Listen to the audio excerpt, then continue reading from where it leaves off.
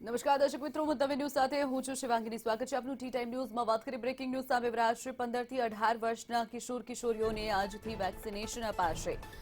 દેશમાં 7.65 લાખ કિશોરોને રસી માટે અભિયાન. ગુજરાતમાં 35.58 લાખ કિશોરોને રસી આપવાનું લક્ષ્યાંક છે. આધાર કાર્ડ કે શાળાનું આઈ કાર્ડ રસી માટે માન્ય ગણાશે. શાળાઓમાં પણ રસીકરણ કેન્દ્ર શરૂ કરાયા. વર્ષ 2007 પહેલા જન્મેલા બાળકોને રસી આપવામાં આવશે. બાળકો માટે કોવેક્સિન રસી સંપૂર્ણ સુરક્ષિત છે. વિદ્યાર્થીઓ માટે ઓનલાઈન અને ઓફલાઈન રસીની સુવિધા. 7 જાન્યુઆરી રસીકરણ મહાઅભિયાનનું આયોજન કરાયું છે. 9 જાન્યુઆરી સુધી દૈનિક રસી આપવા આયોજન. આજથી 15 થી 18 વયજૂથના કિશોરોને રસીકરણ. દેશમાં 7.65 લાખ કિશોરોને રસીકરણ અભિયાનમાં રસી આપવામાં આવશે. ગુજરાતમાં 35.58 લાખ કિશોરોને રસી અપાશે.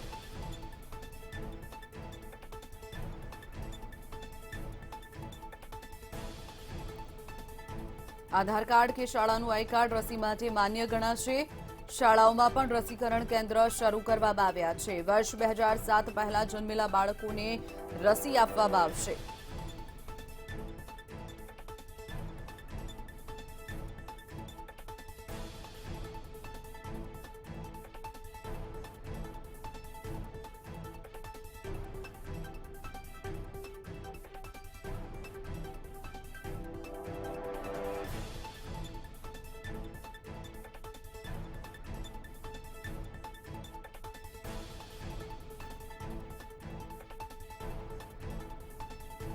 તો વર્ષ 2007 પહેલા જન્મેલા બાળકોને રસી આપવામાં આવશે. બાળકો માટે કોવેક્સિન સંપૂર્ણ સુરક્ષિત રસી છે. વિદ્યાર્થીઓ માટે ઓનલાઈન અને ઓફલાઈન રસીની સુવિધા. વિદ્યાર્થીઓ ઓનલાઈન રજીસ્ટ્રેશન કરાવીને પણ રસી મેળવી શકે છે. આ ઉપરાંત તેઓ જે તે સેન્ટર પર જઈ અને પોતાનું જે સ્કૂલનું આઈ કાર્ડ હોય અથવા તો આધાર કાર્ડના આધારે તેઓ રસી મેળવી શકશે.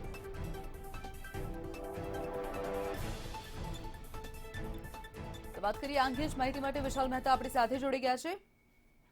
વિશાલ, જે રીતે આજથી 15 થી 18 વયજૂથના કિશોરોની રસીકરણ આપવામાં આવશે, શું વધુ વિગતો? શિવાંગીની આજથી જે રીતે 15 થી 18 વર્ષના જે વય મર્યાદાના કિશોરોનો જે રસીકરણનો પ્રારંભ થયો છે, ગાંધીનગર કોબા ખાતેથી મુખ્યમંત્રી દ્વારા આ રસીકરણ અભિયાનનો પ્રારંભ કરવામાં આવશે. જે રીતે સરકાર ટાર્ગેટ રાખી રહી છે, લગભગ 35.58 લાખ કિશોરોને રસીકરણ આપવાનું તેમની આ ઝુંબેશ છે, જેની અંદર 7 તારીખે એટલે કે 7 જાન્યુઆરીના રોજ મહાઅભિયાન આદરવામાં આવશે. મહાઅભિયાનના રોજ મહત્તમમાં મહત્તમ કિશોરોને રસીકરણ થાય તેવી અત્યારે હાલમાં ઝુંબેશ શરૂ કરવામાં આવી છે. મહત્વનું છે કે કોબા ખાતેની જીડીએમ સ્કૂલ ખાતેથી તેનું ઉદ્ઘાટન થશે અને ત્યારબાદ રસીકરણ માટે મુખ્યમંત્રી દ્વારા તેનો પ્રારંભ કરવામાં આવશે. જે રીતે રસીકરણની વાત છે, ત્યાં સુધી ઓનલાઈન અને ઓફલાઈન રસીકરણની રજીસ્ટ્રેશન માટેની તમામ સુવિધાઓ રાખવામાં આવી છે. સાથે જ જે કોઈ વિદ્યાર્થીઓ છે તે વિદ્યાર્થીઓ પોતાના આધાર કાર્ડ અથવા તો સ્કૂલના આઈ કાર્ડ પર રસી મેળવી શકશે. બાળકો માટે અને કિશોરો માટે જે આ રસીકરણનો પ્રારંભ કરવામાં આવ્યો છે, તે રસીકરણનું એક સુરક્ષા કવચ કોરોના સામે ઊભું થાય તે માટેનું લક્ષ્યાંક રાખવામાં આવ્યું છે. જો ભારતભરની વાત કરવામાં આવે તો ભારતભરની અંદર અંદાજે 10 કરોડ જેટલા કિશોરોને રસીકરણ કરવા માટેની ઝુંબેશ હાથ ધરવામાં આવી છે. તેમના લક્ષ્યાંક પ્રમાણે તમામ બાળકોનું રસીકરણ થઈ જાય, તમામ કિશોરોનું રસીકરણ થઈ જાય તે માટેની તમામ વ્યવસ્થાઓ હાલ ઊભી કરવામાં આવી છે. અલગ અલગ ગુજરાતમાં 50થી વધારે ટીમો તૈનાત કરવામાં આવી છે કે જેના દ્વારા રસીકરણ અભિયાનનો પ્રારંભ કરવામાં આવશે. દરેક જિલ્લા અને તાલુકાઓમાં ટીમ મૂકવામાં આવી છે કે ત્યાં મહત્તમમાં મહત્તમ કિશોરોને રસીકરણ કરવામાં આવે. પરંતુ જે રીતે એક તરફ કોરોના વાયરસની ત્રીજી લહેર દસ્તક દઈ રહી છે, માથું ઉચકી રહી છે, ત્યારે કિશોરોને રસીકરણ કરવું તે ખૂબ જ લાભદાયી બનશે અને આવનારા સમયની અંદર જે રીતે 14 થી 18 વર્ષની મર્યાદાના જે કિશોરો છે તેને રસીકરણ કરવામાં આવશે, તેનો આજથી જે પ્રારંભ થવાનો છે તેની અંદર ટાર્ગેટ પ્રમાણે આગળના 10 દિવસની અંદર મહત્તમ રસીકરણ થાય તેવી શક્યતાઓ હાલ ઊભી કરવામાં આવી છે. આ ઉપરાંત જે 7 તારીખનું જે મહાઅભિયાન છે ત્યારે પણ કિશોરોને આ સમગ્ર રસીકરણ અભિયાનની અંદર આવરી લેવામાં આવશે. ખાસ કરીને જોવા જઈએ તો જે રસીકરણ અભિયાન છે તેની અંદર અત્યાર સુધીમાં જે કિશોરો માટેની રસી નહોતી શોધાઈ અને જ્યારે ત્રીજી લહેર આવી રહી છે ત્યારે થઈ રહેલું આ રસીકરણ ચોક્કસથી બાળકો અને કિશોરો માટે એક સુરક્ષા કવચ તરીકે સાબિત થાય તેવી શક્યતાઓ વર્તાઈ રહી છે. ચોક્કસથી વિશાલ, જોડાવા બદલ અને માહિતી બદલ આપનો આભાર. તો વાત કરીએ આજથી 15 થી 18 વય જૂથના કિશોરોને રસીકરણ કરવામાં આવશે. આધાર કાર્ડ કે શાળાનું આઈ કાર્ડ રસી માટે માન્ય ગણાશે. શાળાઓમાં પણ રસીકરણ કેન્દ્ર શરૂ કરવામાં આવ્યા. ઓનલાઈન પણ રજીસ્ટ્રેશન બાળકો કરાવી શકશે. આ ઉપરાંત જે તે સેન્ટર રસીકરણના છે તેની ઉપર જઈ ડાયરેક્ટ આધાર કાર્ડ અથવા તો શાળાનું આઈ કાર્ડ બતાવશે તો તેમને રસી આપવામાં આવશે. ઉલ્લેખનીય છે કે વર્ષ 2007 પહેલા જન્મેલા બાળકોને રસી આપવામાં આવશે.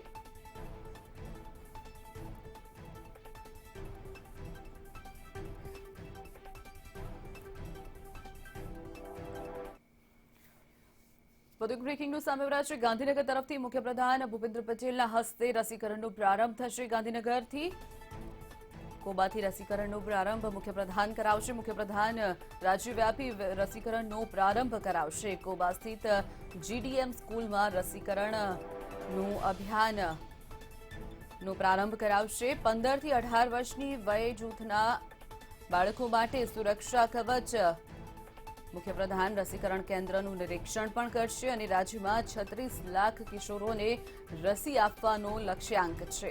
ગાંધીનગર મનપા હસ્તકની 3 શાળાઓમાં રસીકરણ કરવામાં આવશે. 50 ટીમ રસીકરણ માટે તૈનાત. ગાંધીનગર શહેરમાં 20,000 બાળકોને રસી આપવાનો લક્ષ્યાંક છે.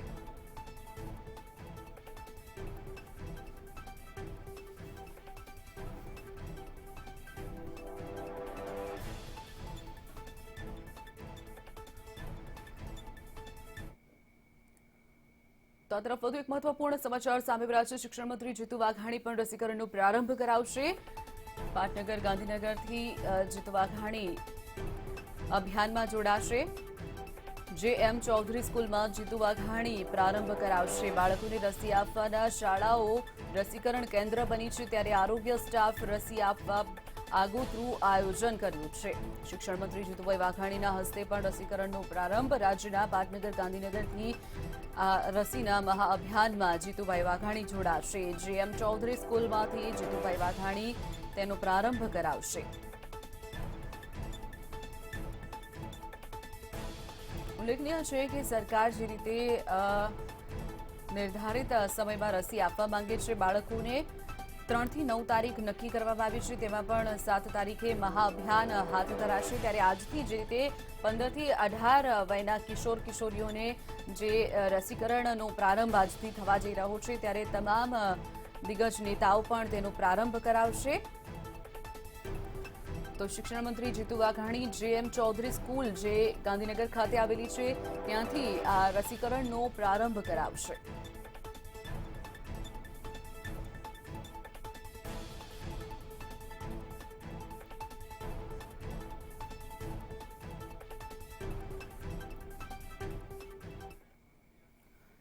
વધુ એક બ્રેકિંગ ન્યૂઝ સામે આવ્યા છે. અમદાવાદ તરફથી આરોગ્ય મંત્રી ઋષિકેશ પટેલ અમદાવાદથી આ રસીકરણનો પ્રારંભ કરાવશે. આરોગ્ય મંત્રી ઋષિકેશ પટેલ અમદાવાદથી રસીકરણનો પ્રારંભ કરાવશે. ઉલ્લેખનીય છે કે આજથી 15 થી 18 વર્ષના જે કિશોર કિશોરીઓ માટે રસીકરણનો પ્રારંભ થવા જઈ રહ્યો છે ત્યારે આરોગ્ય મંત્રી ઋષિકેશ પટેલના હસ્તે અમદાવાદમાં સિવિલ હોસ્પિટલ ખાતેથી તેનો પ્રારંભ થશે. 1200 બેડ હોસ્પિટલમાં સ્પેશિયલ રૂમનો પણ પ્રારંભ તેમના હસ્તે થશે. આજે સવારે 9:45 સિવિલ પહોંચશે આરોગ્ય મંત્રી ઋષિકેશ પટેલ. તેમના હસ્તે સિવિલ હોસ્પિટલમાંથી જે રસીકરણનું આજથી પ્રારંભ થવા જઈ રહ્યો છે બાળકોની રસીનો તેનો પ્રારંભ ઋષિકેશ પટેલ અમદાવાદ સિવિલ હોસ્પિટલથી કરાવશે. 15 થી 18 વયના નાગરિકો માટે જે રસીકરણનો પ્રારંભ થવા જઈ રહ્યો છે ત્યારે સિવિલ હોસ્પિટલમાં 1200 બેડ હોસ્પિટલમાં સ્પેશિયલ રૂમનો પણ પ્રારંભ તેમના હસ્તે કરવામાં આવશે.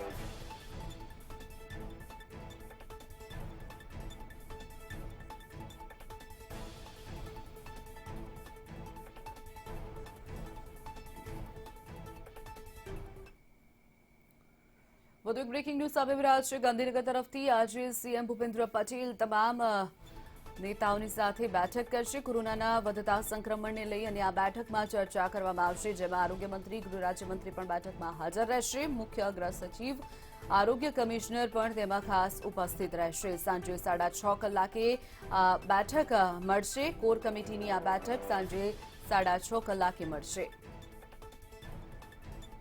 વધતા સંક્રમણને લઈ રાજ્યની પરિસ્થિતિની સમીક્ષા કરવામાં આવશે. સીએમ દ્વારા આ બેઠક બોલાવવામાં આવી છે. કોરોનાના વધતા સંક્રમણને જોઈ અને સરકાર પણ જે રીતે ચિંતિત છે, ત્યારે આજે સાંજે 6:30 કલાકે સીએમની અધ્યક્ષતામાં બેઠક મળવા જઈ રહી છે. આ બેઠકમાં આરોગ્ય મંત્રી, ગૃહમંત્રી, આ ઉપરાંત આરોગ્ય સચિવ અને આરોગ્ય કમિશનર પણ ખાસ ઉપસ્થિત રહેશે. સાંજે 6:30 કલાકે કોર કમિટીની બેઠક મળવા જઈ રહી છે. વધતા સંક્રમણને લઈ અને રાજ્યની પરિસ્થિતિની સમીક્ષા કરવામાં આવશે. આ ઉપરાંત આજથી જે રીતે બાળકોને રસીકરણનો પ્રારંભ થવા જઈ રહ્યો છે, તેની પણ ચર્ચા આ બેઠકમાં ખાસ કરવામાં આવી શકે છે.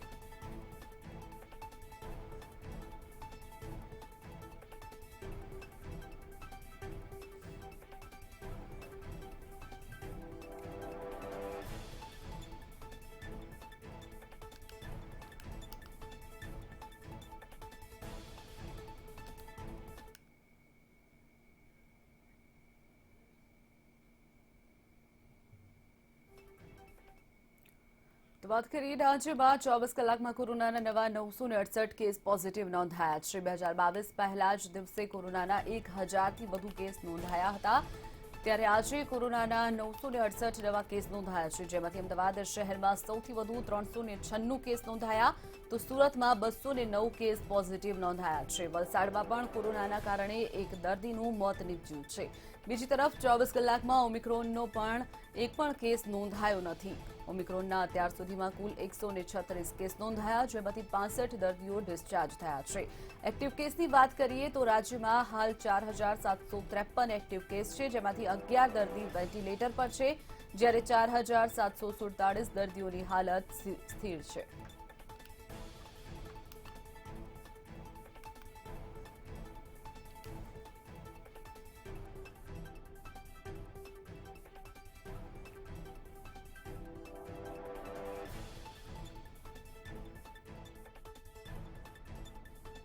હજારથી પણ વધુ નોંધાયા. રાજ્યમાં સાજા થવાનો દર 98.22% નોંધાયો.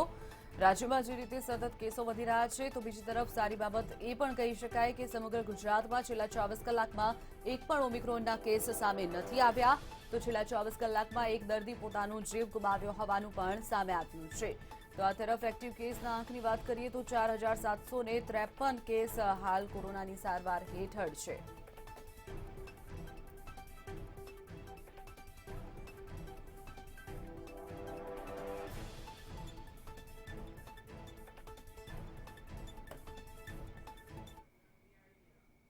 તો વાત કરીએ વધુ એક બ્રેકિંગ ન્યૂઝ સામે રહ્યા છે અમદાવાદ તરફથી. અમદાવાદમાં સતત કોરોનાના કેસો જે રીતે વધી રહ્યા છે, તેને જોતા સાથે સાથે માઇક્રો કન્ટેનમેન્ટ ઝોનમાં પણ વધારો થઈ રહ્યો છે. શહેરમાં વધુ 4 વિસ્તાર માઇક્રો કન્ટેનમેન્ટ ઝોનમાં મુકાયા. પોશ વિસ્તારમાં કોરોના સૌથી વધુ વકરી રહ્યો છે. શાહીબાગ, આંબાવાડી વિસ્તારમાં કન્ટેનમેન્ટ ઝોન જાહેર કરાયા. બોડકદેવ અને સોલા વિસ્તારમાં પણ કન્ટેનમેન્ટ ઝોનમાં સમાવેશ કરાયો છે. શહેરમાં હવે કુલ 44 માઇક્રો કન્ટેનમેન્ટ ઝોન અમલમાં મુકાયા છે. તંત્ર જે રીતે સક્રિય થયું છે, ત્યારે એએમસી દ્વારા સતત માઇક્રો કન્ટેનમેન્ટ ઝોનમાં વિસ્તારોને મૂકવામાં આવી રહ્યા છે. ઉલ્લેખનીય છે કે જે જગ્યા પર 4થી વધુ કેસ નોંધાય તે જગ્યા પર આ પ્રકારે માઇક્રો કન્ટેનમેન્ટ ઝોનમાં મુકાતા હોય છે, ત્યારે શહેરમાં વધુ 4 વિસ્તારોને માઇક્રો કન્ટેનમેન્ટ ઝોનમાં મૂકવામાં આવ્યા. પોશ વિસ્તાર જેવા કે શાહીબાગ, આંબાવાડી, બોડકદેવ, સોલા વિસ્તારને પણ કન્ટેનમેન્ટ ઝોનમાં મુકાયા. શહેરમાં અત્યાર સુધીમાં હવે કુલ 44 માઇક્રો કન્ટેનમેન્ટ ઝોન જાહેર કરાયા છે.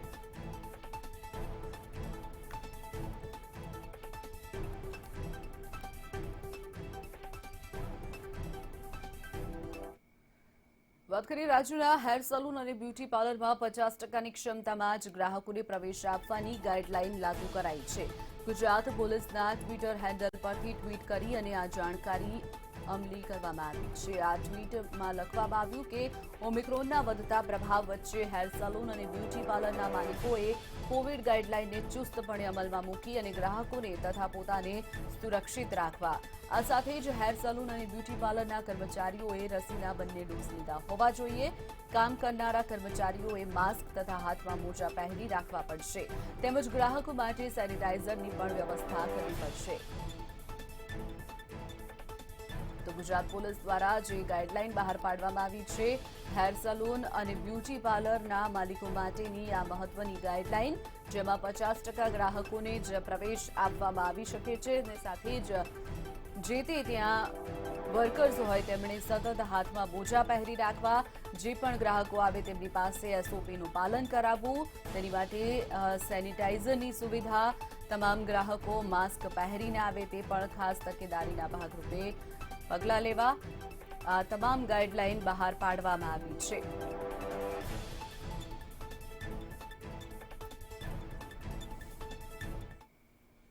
વધુ એક બ્રેકિંગ ન્યૂઝ સામે રહ્યા છે. બંગાળ તરફથી બંગાળમાં પણ કોરોનાના સતત કેસોમાં વધારો નોંધાઈ રહ્યો છે. બંગાળમાં આજથી કડક નિયમ અમલી કરવામાં આવશે. રાજ્યમાં શાળા કોલેજો બંધ કરી દેવામાં આવી. તમામ મુસાફરોને આરટી-પીસીઆર ટેસ્ટ કરાવવો ફરજિયાત. ખાનગી અને સરકારી કચેરીઓમાં 50% જ લોકોની હાજરી રહેશે. પ્રતિબંધિત દેશોની ફ્લાઇટ બંધ કરી દેવામાં આવી. બંગાળમાં કેસો જે રીતે સતત વધી રહ્યા છે ત્યારે પ્રતિબંધિત દેશોની ફ્લાઇટો અહીંયા બંધ કરી દેવામાં આવી છે. આ ઉપરાંત ખાનગી કે સરકારી કચેરીઓ હોય તેમાં 50% જ સ્ટાફને બોલાવવા માટેની પરમિશન આપવામાં આવી છે. તમામ મુસાફરોનો આરટી-પીસીઆર ટેસ્ટ પણ ખૂબ જ જરૂરી. રાજ્યમાં શાળા કોલેજો બંધ રહેશે. બંગાળમાં સતત કેસો વધતાની વચ્ચે કડક નિયમ કરવામાં આવ્યા છે.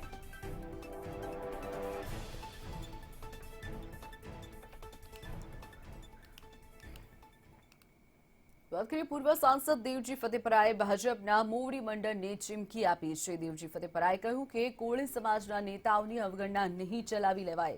અમને લાગી રહ્યું છે કે ભાજપ કોળી સમાજના આગેવાનોની અવગણના કરી રહ્યું છે. રાજ્યના પૂર્વ મંત્રી કુંવરજી બાવળિયાની હાજરીમાં દેવજી ફતેપરાએ આ ચીમકી ઉચ્ચારી છે. મહત્વનું છે કે રાજકોટમાં કોળી સમાજનું સંમેલન યોજાયું હતું, જેમાં દેવજી ફતેપરાએ આ ચીમકી આપી હતી. તેમણે કહ્યું કે આગામી દિવસોમાં અમે ભાજપના આગેવાનો સાથે મુલાકાત કરી અમારી રજૂઆત કરીશું અને પછી અમારી રણનીતિ નક્કી કરીશું. અમને આમ થોડું એવું દેખાય છે કે આ બંને સમાજને ભારતીય જનતા પાર્ટી અન્યાય કરી રહી છે. એટલે અમે વિનંતી કરી છે તમારા માધ્યમથી કે આવડો મોટો આ સમાજને તમે અવગણના કેવી રીતે કરી શકો? તમારી સાથે વરાયેલા છે. અમે તો એહસાન માની છીએ ભારતીય જનતા પાર્ટીનો અને નરેન્દ્રભાઈ મોદીનો કે લોકસભામાં અમને પ્રતિનિધિત્વ આપ્યું છે. જાજામ જાજા અટાણે એનપી હોય, 4 એનપી અટાણે ભારતીય જનતા પાર્ટીના સંસદ સભ્ય છે. પણ કોઈને બોલવાનો જ જો હક ન હોય તો એમાં બોલવાનો તો હું 100 જ. અમે એમ કહી છીએ કે ભાઈ અમે મુખ્યમંત્રી પદ ન આપવું જ જોઈએ એવડો અમારો સમાજ છે જ. પણ આવનારા દિવસોમાં એ હવે સમાજ નક્કી કરશે, આગેવાનો નક્કી કરશે કે આવતા દિવસોમાં આપણે કઈ રણનીતિ કરવી. એટલે અમને ભારતીય જનતા પાર્ટી અન્યાય કરશે નહીં એવી અમને આશા છે. પણ આવનારા દિવસોમાં અમે જોઈશું કે આ 2022માં અમને અમારા સમાજને શું પ્રતિનિધિ આપવાના છે કે એમને બોલાવવાના છે કે અમે એને બોલાવી તો એ આવશે. એ પહેલાં અમે ભારતીય જનતા પાર્ટીના વરિષ્ઠ આગેવાનો હોય, પ્રદેશ પ્રમુખ હોય કે મુખ્યમંત્રી હોય કે મહામંત્રી હોય, કોઈ સિનિયર મંત્રી હોય તો અમે પહેલાં એ ચર્ચા વિચારણા કરશું. વાત કરીએ ડભોઈના ધારાસભ્ય શૈલેષ સોઢાએ આપેલા નિવેદન પર આગામી દિવસોમાં વિવાદ થાય તો નવાઈ નહીં. વડોદરાના કલાલી ધામના શોકોત્સવમાં હાજર રહેલા ધારાસભ્ય શૈલેષ સોઢાએ પુરાણી સ્વામીને સવાલ કરતા કહ્યું કે ડભોઈમાંથી દાઢી અને ટોપીની દાદાગીરી દૂર થઈ ગઈ છે ને 4 વર્ષમાં એક પણ તોફાન ડભોઈમાં નથી થયું. એ પહેલા અહીં આવનાર તોફાનો થયા હતા. ત્યારે શૈલેષ સોઢાએ આપેલા નિવેદનનો વિડીયો પણ વાયરલ થયો છે. ત્યારે મેં કહ્યું હતું કે ડભોઈને દરબાવતી બનાવવા આવ્યો છું. પુરાણી સ્વામી જાણે છે કે ડભોઈ હવે દરબાવતી તરફ આગળ વધી રહ્યું છે અને જે કોઈ અહીંયાથી ત્યાં પસાર થયું હશે એમણે જોયું હશે કે કંઈક ફેરફાર દેખાય. અને જે લોકોની દાદાગીરી હતી એ દાદાગીરી બંધ કરાવવાની જે જવાબદારી હતી અત્યારે પુરાણી સ્વામી એ દાદાગીરી તો બંધ થઈ ગઈ ને દાઢી ટોપીની. કારણ હું ગયો ત્યારે વર્ષમાં કમસે કમ 7 વાર ને વધુમાં વધુ 14 વાર એ સરકારી આંકડા પ્રમાણે તોફાનો થતા. 4 વર્ષમાં એક પણ તોફાન કોમ્યુનલ થયું નથી. વાત કરીએ અરવલ્લીની. અરવલ્લીના મોડાસામાં ડીવાયએસપીની ટીમ દરોડા પાડ્યા હતા. મુચીવાડા ઘાંચીવાડા વિસ્તારમાં આવેલા એક બંધ મકાનમાં ગાંજો હોવાની પોલીસને બાતમી મળી હતી, જે બાતમીના આધારે પોલીસે દરોડા પાડ્યા હતા. પોલીસની 4 ગાડીઓ ઘટના સ્થળે પહોંચી અને બંધ મકાનને ખોલી અને સર્ચ ઓપરેશન હાથ ધર્યું હતું.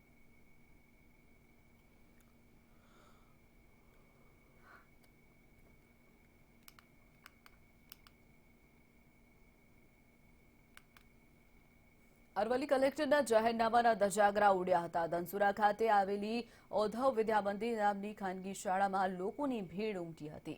ત્યારે એક તરફ કોરોનાના કેસો વધી રહ્યા છે, તો બીજી તરફ આવા કાર્યક્રમની કોણે મંજૂરી આપી તે પણ પ્રશ્ન છે. આ ભીડ ખુલ્લેઆમ કોરોનાને આમંત્રણ આપી રહી હોય તેવું લાગી રહ્યું છે.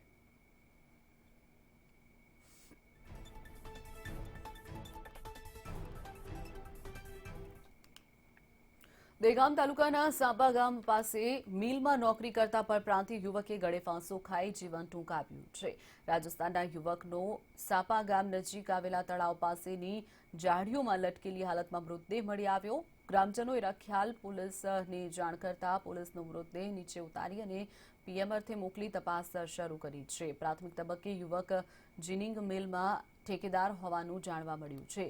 યુવક રાજસ્થાનના બાડમેરનો હોવાનું પણ સામે આવ્યું છે.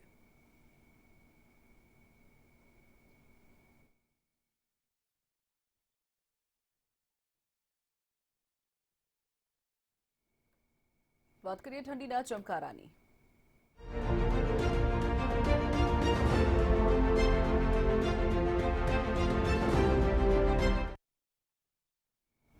વાત કરીએ વધુ એક બ્રેકિંગ ન્યૂઝ સામે રહ્યા છે. ગુજરાતમાં ઠંડીનો ઘટાડો જોવા મળ્યો છે. તાપમાનનો પારો ઊંચકાતા ઠંડી ઘટી. હવામાન વિભાગે માવઠાની આગાહી કરી છે.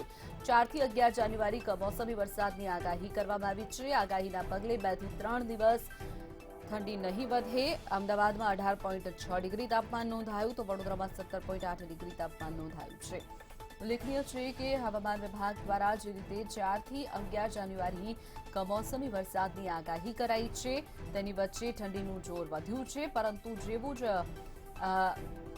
સર્ક્યુલેશન બની રહ્યું છે વરસાદને લઈને, તે હટશે તેની સાથે જ વધુ એક વખત કાતિલ ઠંડી પડી શકે છે. આ પ્રકારની આગાહી હવામાન વિભાગ દ્વારા કરાઈ છે. તો બીજી તરફ વાત કરીએ, અગાઉ પણ જે રીતે માવઠાની આગાહીના પગલે ઠંડીનું જોર ઘટ્યું હતું, ત્યારબાદ વધુ એક વખત ઠંડીનું જોર વધ્યું હતું. આ જ પ્રકારે ઠંડીનું જોર વધઘટ રાજ્યમાં થઈ રહ્યું છે. વાત કરીએ અંગે જ માહિતી માટે વિશાલ મહેતા આપણી સાથે અમદાવાદથી સીધા જોડી ગયા છે. વિશાલ, ગુજરાતમાં ઠંડીમાં ઘટાડો, તાપમાનનો પારો ઊંચકાતા ઠંડી ઘટી છે, શું વધુ વિગતો?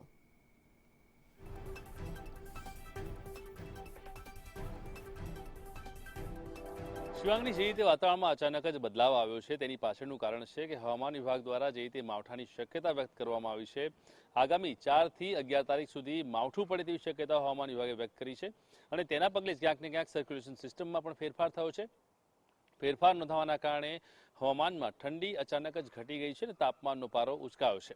અમદાવાદમાં જો આજની વાત કરીએ તો અમદાવાદનું આજનું તાપમાન 18.6 ડિગ્રી નોંધાયું છે. એટલે કે ઠંડીમાં મોટા ભાગે ઘટાડો થયો છે. સાથે જ હવાનું જોર પણ જોવા મળી રહ્યું છે. એટલે સવારના સમયમાં શીતલહેર જોવા મળી રહી છે અને એના કારણે જ ક્યાંક ને ક્યાંક લોકો ઠંડીથી ઠૂંઠવાઈ રહ્યા છે, ઠંડીનો અહેસાસ કરી રહ્યા છે. પરંતુ જે એકચ્યુઅલ ઠંડી છે તે એકચ્યુઅલ ઠંડી ઓછી થઈ રહી છે. એટલે કે જે રીતે હવામાન વિભાગે આગાહી કરી છે કે માવઠાની શક્યતા છે, આગામી માવઠાની શક્યતાના કારણે આગામી 3 થી 4 દિવસ સુધી હજી પણ ઠંડીમાં વધઘટ થશે તેવી શક્યતાઓ હાલ નોંધાઈ રહી છે. અને માવઠા બાદ કદાચ ઠંડી વધે, ઠંડીનું જોર વધશે તેવું હવામાન વિભાગ કહી રહ્યું છે. એટલે કે ગયા વર્ષના શિયાળા કરતાં ચાલુ વર્ષના શિયાળામાં માવઠા બાદ આગામી સમયમાં ઠંડીનું જોર વધે તેવી પણ શક્યતાઓ ક્યાંક ને ક્યાંક જોવા મળી રહી છે. ચોક્કસ વિશાલ, જોડાવા બદલ અને માહિતી બદલ આપનો આભાર. તો વાત કરીએ ગુજરાતમાં ઠંડીમાં ઘટાડો, તાપમાનનો પારો ઊંચકાતા ઠંડી ઘટી છે.